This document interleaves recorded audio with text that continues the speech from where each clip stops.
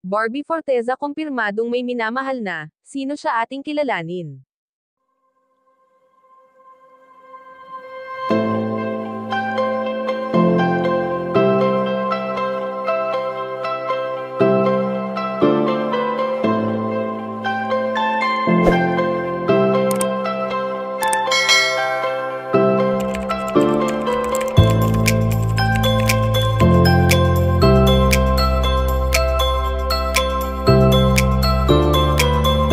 Alam naman natin kung gaano pinagkakaguluhan at pinag-uusapan ngayon online ang tambalang barda na kinakikiligan at ikinasasaya ng mga barda supporters.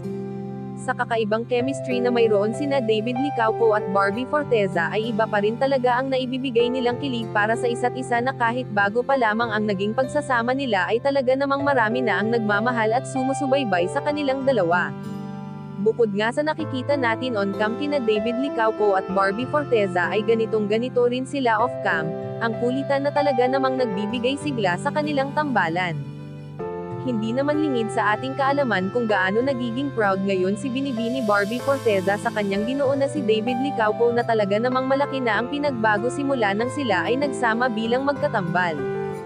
Sa tukso at usap-usapan nga sa tunay na mayroon sa kanilang dalawa, ay talaga namang hindi nila itinatanggi kung gaano nila minamahal ang isa't isa dahil sa closeness na namamagitan sa kanila.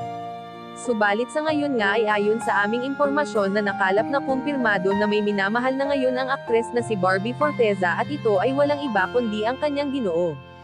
Sa tagal na nilang nagsasama ay hindi maaalis na mahalin na nila ang isa't isa na walang ibang makakahadlang. Kayo mga kachika, anong masasabi nyo dito? Please leave the comment and don't forget to subscribe.